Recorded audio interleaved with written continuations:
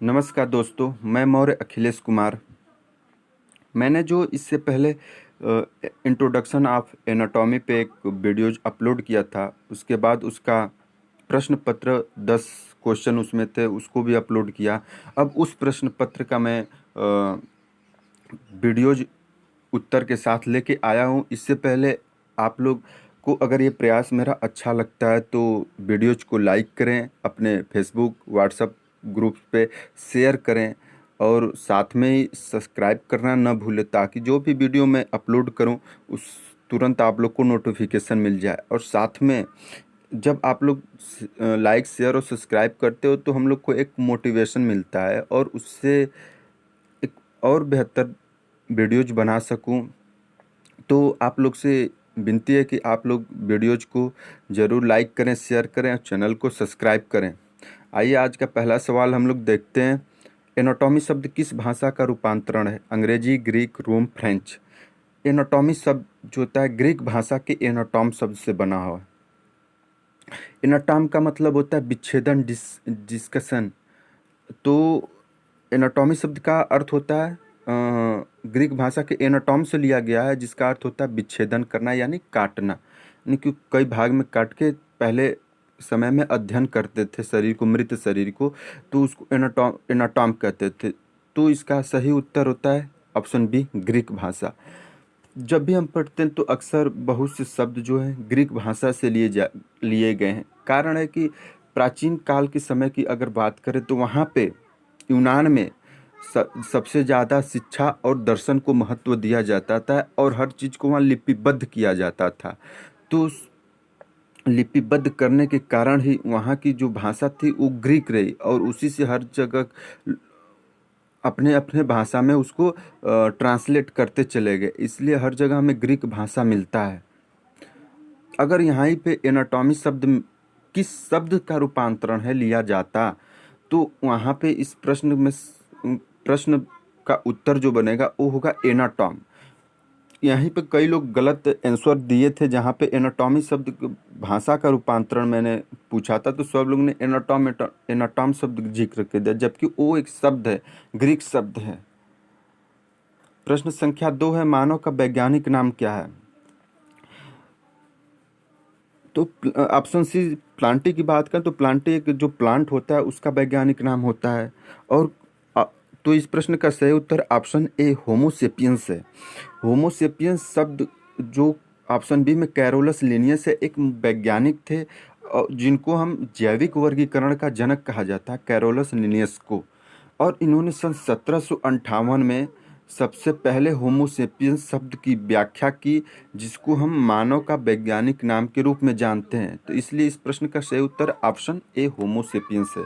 अब प्रश्न संख्या 3 है, कैडावर शब्द का संबंध किससे है? तो कैडावर शब्द प्राचीन समय में जब शरीर के अध्ययन के लिए टेक्नोलॉजी नहीं थी, उस समय मृत शरीर को काट के उसका अध्ययन किया जाता था, मतलब एक मृत शरीर का पोस्टमार्टम करना कैडावर कहलाता था। तो इसका संबंध ऑप्शन ए, मृत शरीर से है। प्रश्न संख्या 4 है, दो विभिन्न प्रजाति के जीव की संरचनात्मक तुलना का अध्ययन क्या कहलाता है? दो विभिन्न प्रजाति, अगर हम मनुष्य या जानवर ले लें या जानवर पक्षी या पक्षी मनुष्य ले लें, तो वहाँ पे देखेंगे कि उनकी जो संरचना है, जो अस्थियां हैं, हड्डियां हैं, उनकी संरचना में अंतर पर, जैसे कि अगर हम भैंस और मनुष्य की हड्डी, पैर की जो हड्डी है, बोन है, उनकी बात करें तो उनकी संरचना में अंतर अंतर दिखता है। तो इसी संरचना का जो तुलनात्मक अध्ययन है उसको हम तुलनात्मक जीव विज्ञान के अंतर्गत करते हैं। तो इस प्रश्न का सही उत्तर ऑप्शन ए, तुलनात्मक जीव विज्ञान है। अगर हम ऑप्शन बी, भ्रूण जीव विज्ञान की बात करें तो भ्रूण का मतलब होता है जब गर्भ में बच्चा बनना शुरू होता है तो उस अवस्था को भ्रूण कहते हैं और उसका अध्ययन भ्रूण जीव विज्ञान के अंतर्गत करते हैं। विकासात्मक जीव विज्ञान, जब बच्चा पैदा हो जाता है उसके बाद उसकी युवावस्था तक जो विकासात्मक प्रक्रिया चलती है उसको हम विकासात्मक जीव विज्ञान के अंतर्गत अध्ययन करते हैं।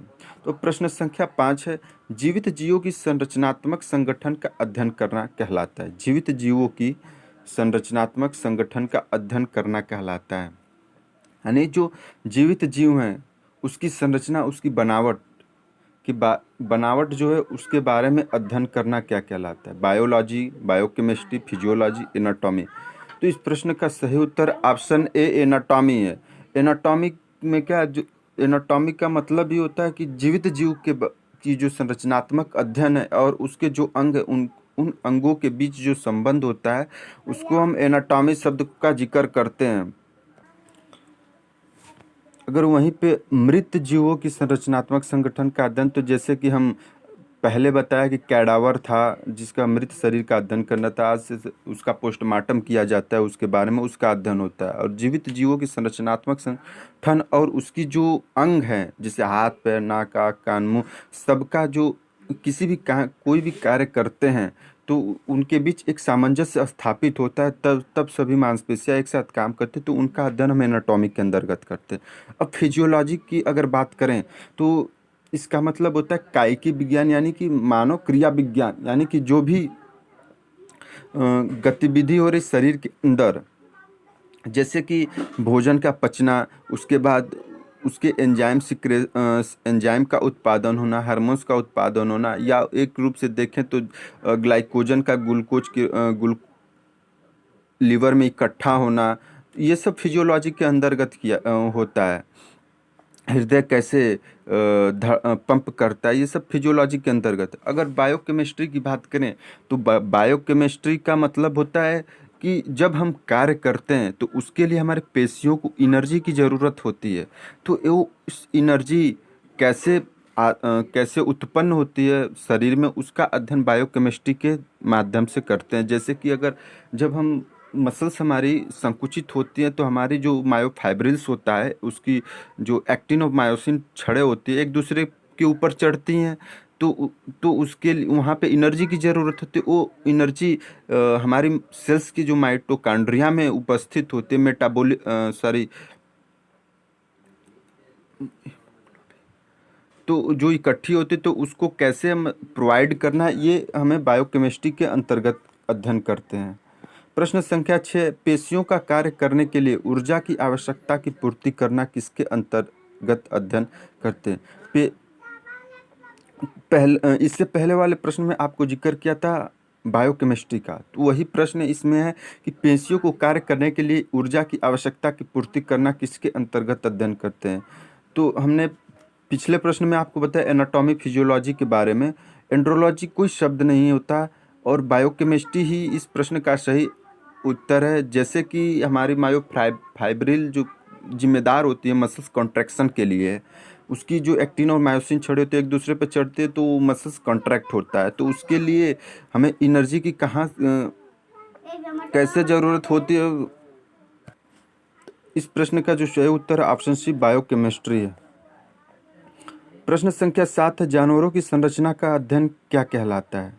एनाटॉमी, जूटॉमी, पादप एनाटॉमी, कोई नहीं। जैसा कि एनाटॉमी मानव रचना विज्ञान का अध्ययन करता है, ठीक वैसे जूटॉमी जो होते हैं जानवरों की जो संरचना होती है, जू मतलब जानवर, टॉमी मतलब अध्ययन कर, तो ये इस प्रश्न का सही उत्तर ऑप्शन बी जूटॉमी हो गया। और ऑप्शन सी हो जाए पादप एनाटॉमी। पादप मतलब पौधे होता है, तो इसका अध्ययन जो होता है हम पादप एनाटॉमी हम के रूप में करते हैं। प्रश्न संख्या 8 है, यकृत द्वारा ग्लाइकोजन से ग्लूकोज में परिवर्तित करना किसके अंतर्गत आता है? यकृत द्वारा ग्लाइकोजन से ग्लूकोज में परिवर्तित करना किसके अंतर्गत आता है? रचना विज्ञान, कायिकी विज्ञान, जीव विज्ञान, कोई नहीं। जीव विज्ञान का मतलब होता है किसी भी जीव के बारे में अध्ययन करना होता है, लेकिन जब रचना विज्ञान की बात करते हो तो ये होता है जीवित जीवों के जो संरचनात्मक संगठन है उसका अध्ययन करना होता है। साथ ही जब हम कायिकी विज्ञान को हम मानव क्रिया विज्ञान या फिजियोलॉजी भी कहते हैं।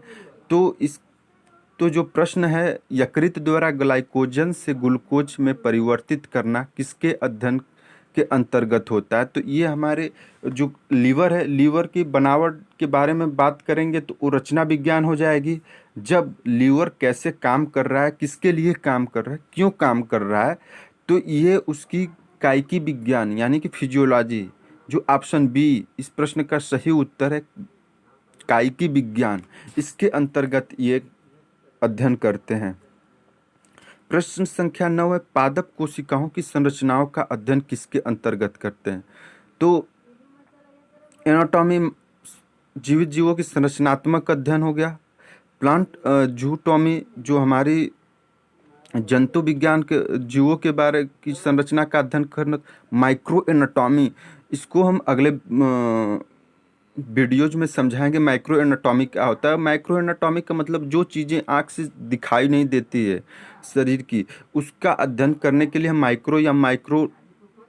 माइक्रो एनाटॉमी का प्रयोग करते हैं। माइक्रो मतलब सूक्ष्म, जो आँख से नहीं दिखी, यानी कि माइक्रोस्कोप का प्रयोग करते हैं, उसका अध्ययन हम करते हैं, तो वो माइक्रो एनाटॉमी के अंतर्गत आते हैं। एनाटॉमी 2 भाग में डिवाइड होता है, इसको हम आगे की वीडियोज में बताएंगे। प्लांट एनाटॉमी जो होता है, प्लांट मतलब पौधे, तो इस प्रश्न का सही उत्तर ऑप्शन सी प्लांट एनाटॉमी है, यानी कि पादप कोशिकाओं की संरचनाओं का अध्ययन प्लांट एनाटॉमी के अंतर्गत करते हैं। प्रश्न संख्या 10 है, भ्रूण संरचना का अध्ययन किस विज्ञान के अंतर्गत करते हैं? एंजियोलॉजी, एब्रियोलॉजी, सोनोग्राफी, कोई नहीं। अगर हम एंजियोलॉजी की बात करें, ऑप्शन ए, तो जैसे हृदय के कार्य करने के बारे में अध्ययन करते हैं, उसकी बनावट, उसकी संरचना, उसके कार्य करने के तरीके के बारे में हम अध्ययन करते हैं। लेकिन जब हम सोनोग्राफी एक प्रकार का मशीन होता है जो गर्भ के दौरान शिशु का शिशु की जांच करते हैं, जैसे हम अल्ट्रासाउंड के रूप में भी देख सकते हैं। और इस प्रश्न का जो सही उत्तर है, भ्रूण संरचना विज्ञान का अध्ययन हम एम्ब्रियोलॉजी के अंतर्गत करते हैं। एम्ब्रियोलॉजी के अंतर्गत करते हैं, इसमें जो तब उसकी भ्रूण की जो संरचना है, क्रिया है, बायोकेमिस्ट्री है, इसके बारे में इसका अध्ययन करते हैं। और उसके साथ में उसके जो विकास का प्रक्रम चल रहा होता है, या कोई भी समस्याएं उसके भ्रूण के अंदर आते हैं, तो उन सब का अध्ययन हम एम्ब्रियोलॉजी के अंतर्गत करते हैं। इसलिए इस प्रश्न का सही उत्तर है ऑप्शन बी, एम्ब्रियोलॉजी। तो आज का प्रश्न पत्र यहीं ख़त्म होता है। आप लोग को अगर ये मेरा प्रयास अच्छा लगता है तो वीडियोज को लाइक करें, और अपने व्हाट्सएप ग्रुप पे, फेसबुक पे शेयर करें, साथ में ही दोस्तों को बताएं, और सब्सक्राइब करना न भूलें, ताकि जो भी वीडियो मैं अपलोड करूं आपको तुरंत नोटिफिकेशन के रूप में मिल जाए।